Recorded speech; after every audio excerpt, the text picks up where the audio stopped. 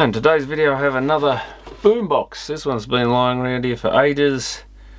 It's an AJ457 Akai.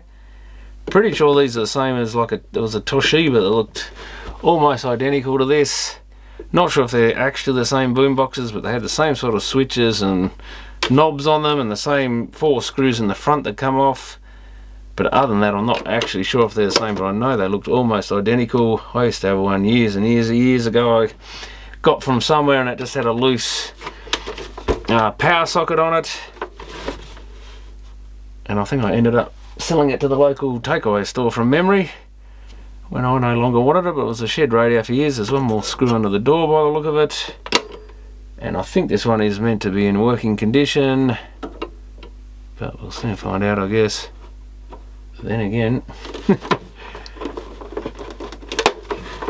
have we got power plugged in properly? Looks like we do. I don't hear anything. Here we've got no battery light. What does this do? Oh, this has got stereo wide on it.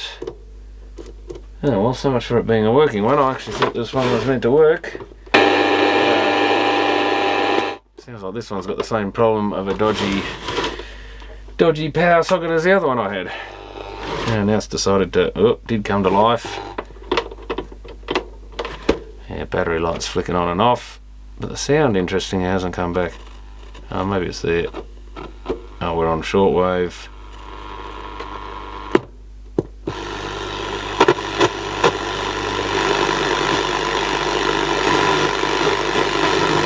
Doesn't pick up very well. We've got an antenna, we do, and the power's gone. Oh, that power is very loose.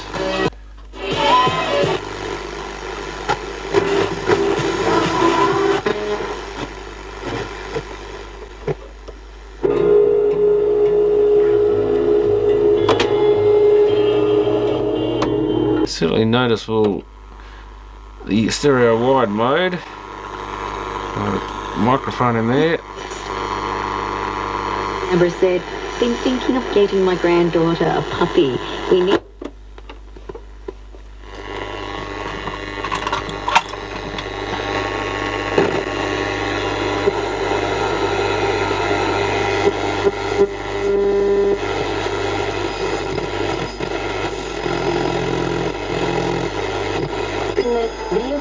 Ooh, there is some shortwave still out there. Yeah, we meant to try shortwave with an actual external antenna. It does still pick up a bit of stuff. Got take up. Yeah, fast forward just span and then died. It's working now. Oh, maybe that was the power going out or something when I did that. That's probably what it was, because I'm moving the machine around a bit.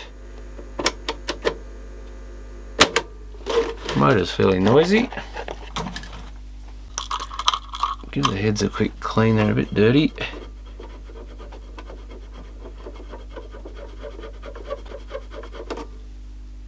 Yeah, a bit of oxide coming off. Don't know what sort of mechanism they have in these. Looks kind of plasticky. I think the Toshiba ones had a fairly oddball mechanism from memory, though I don't remember much about it. But there's definitely a Toshiba boombox that looks very much like these. We definitely have to fix that power socket. That was a common issue in these sort of things, because being portable, and often the kids had it and they'd knock it around a bit or pull it, move it around and pull on the cord or something, not expecting it to reach its end or whatever. It's a fairly standard issue. Guess I should have unplugged it before I undid the screws, because that's another thing that's going to upset it a bit. I think these just lift off.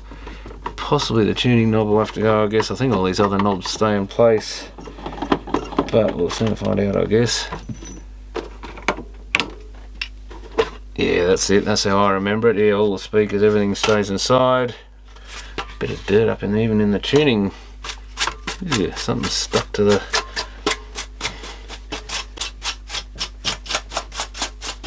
clean that speaker grill, but something stuck to the sticky part on the back of the, where they stuck the tuning dial on there. Yeah, it is a very plastic mech, almost looks like a National Panasonic type or something. It's got a Senkyo motor. These should just here pull out.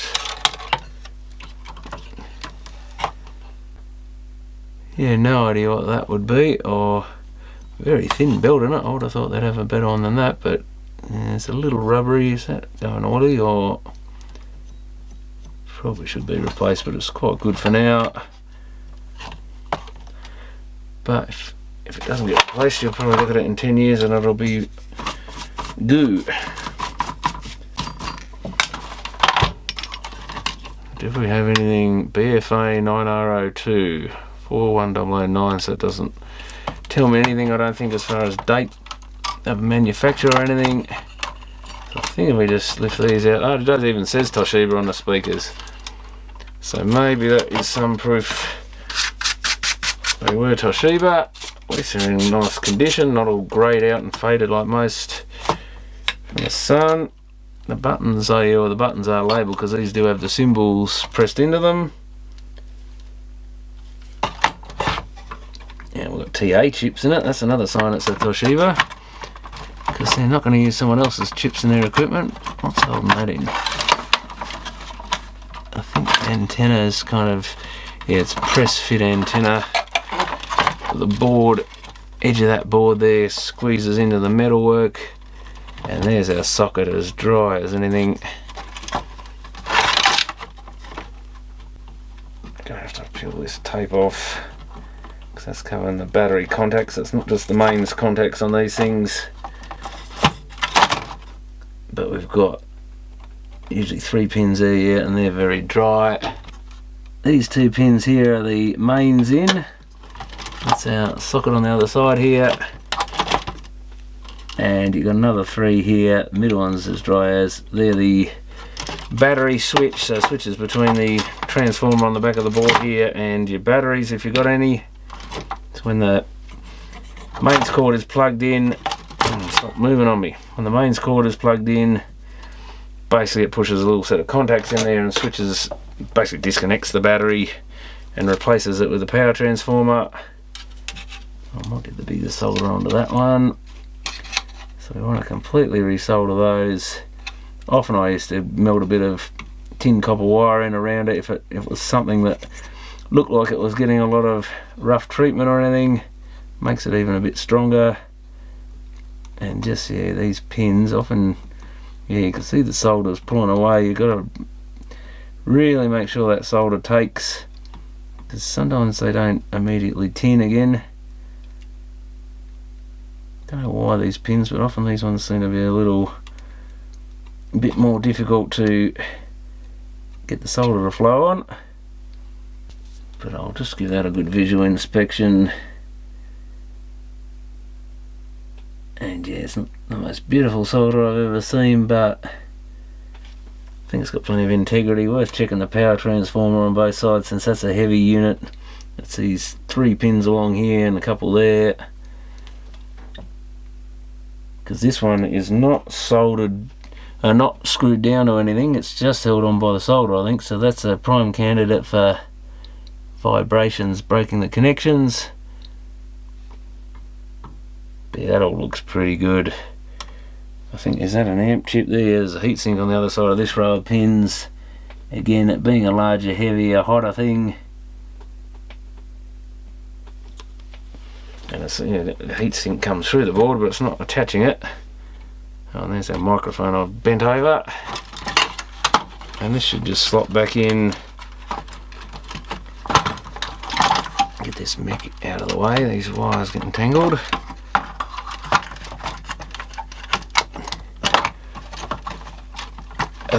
Now it's locked in place, that's alright. That antenna grabs nice and tight there. Now this socket doesn't seem to want to go. Is that how it sits? I don't think that's fully in.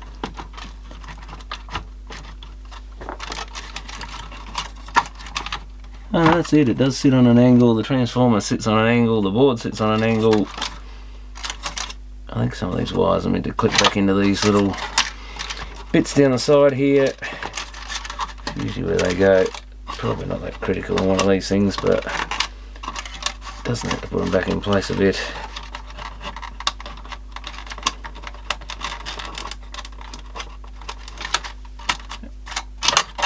And put the speaker back.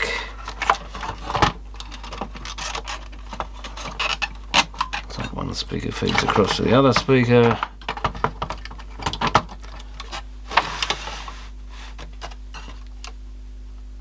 If I've got enough length, I've got to face it the right way, I guess. Must face downwards.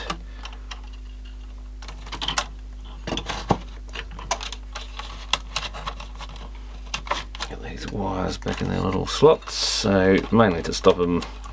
They can get caught when you put the cabinet back together otherwise, and squashed and damaged, or stops the cabinet going back together, so usually best to put them back.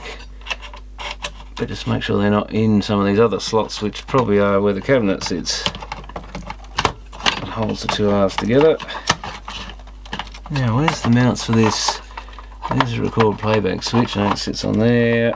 So kind of a clever design in a way. These are just your sort of minimalist, nothing's screwed together. Everything just, and it's the speaker wires holding it out. Make sure you record playback switch things there, and there's, yeah, it's just the cabinet clamps everything together. I think the pots are all good in there, so good quality Alps ones by the look of it. Probably not a bad time to clean the knobs and stuff since you can get to them. But just a very basic boombox. This would have been a fairly low end basic version. I think they made these ones with a, or maybe a slightly bigger one with an actual auto reverse mechanism in them. I seem to remember a Toshiba similar to this with auto reverse lights, so that was probably their more upmarket version.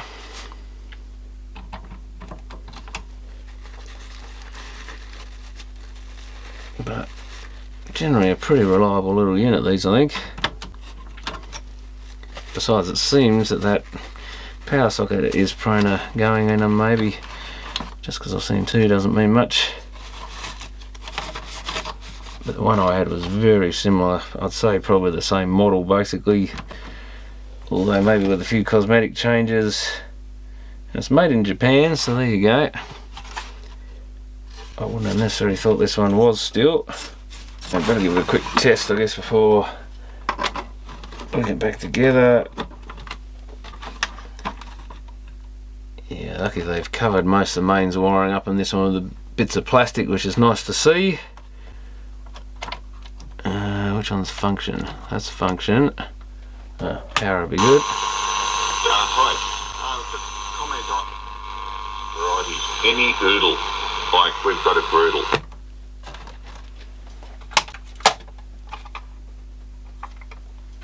Let's just see if everything rotates.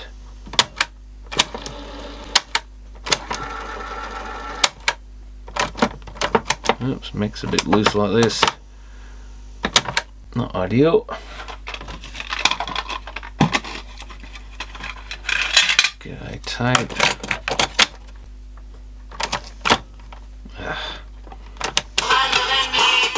Ready to go.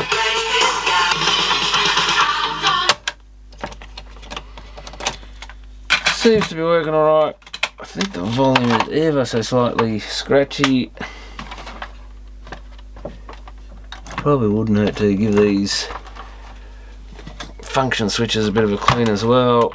What's the other one do? Oh, that's the stereo wide and stuff. That one probably hasn't had much use, but I might try and get down the holes in this into the function switches. Yeah, if only I could get it to go into them.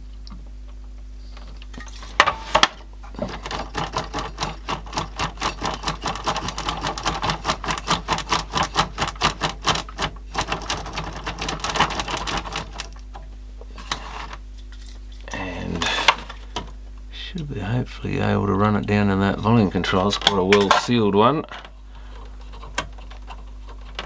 And probably should really do the record playback switch in the tape deck. A couple of holes in it, so a bit in each end. Because I guess we should check the record's working. got anything on it.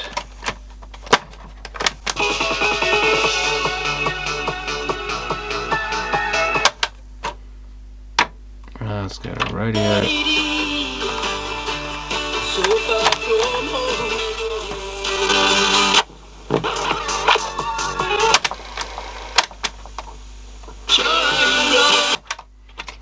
A little bit of wow in it, I think, but it's not surprising, but at least it's recording.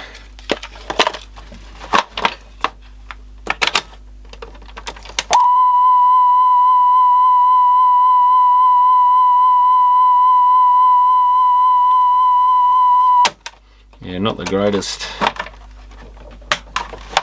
but I think I'll leave it at that. I'm never going to use this thing. Might make a good radio, I guess, but that's about it. Only a pretty basic box, but it doesn't even look the best with the cabinet condition.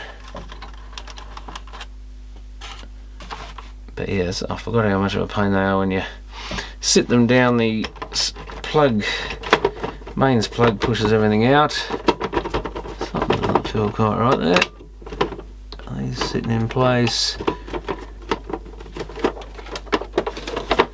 Something hasn't sat back in it, I think.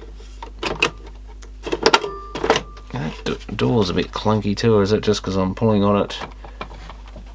Set those in place. Just make sure everything's pushed into home. I think it is. Oh, what's that door doing? It's not broken at all, is it? Yeah, when you pull on it, something. Is it this bit here? Ah, it's actually pulling out that clip. Yeah, that's all it is. Yeah, it clicks out of. How do we fix that? I could try bending the plastic in a little bit.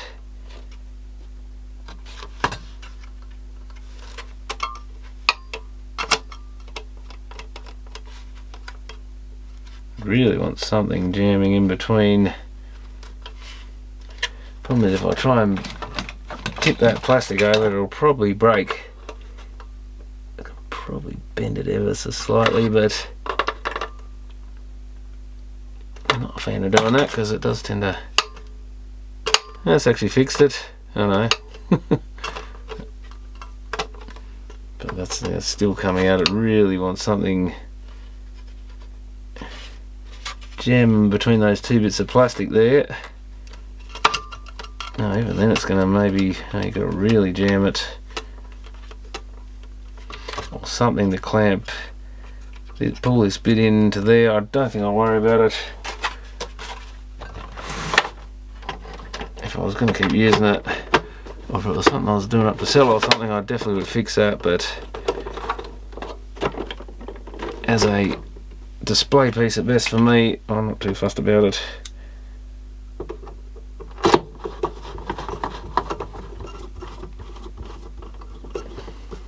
Oh well, that one should all be running now. A little bit rough in the plastics there. If you look at it on the right angle from a distance, it doesn't look too bad. It's actually reasonably clean, but there's a few marks and stuff. Bit of a scratch there. Usual wear and tear. And yeah, quite a tinny sounding box. Not much in the way of bass comes out of this thing, but I guess for radio and cassette and what they were used for in the day, it didn't matter too much as a little compact unit. But anyway, that must be getting up around Boombox number 30 by now, I think, which is a bit scary. And there's still a few I've got to finish off. But anyway, that'll keep this one going for now, so thanks for watching.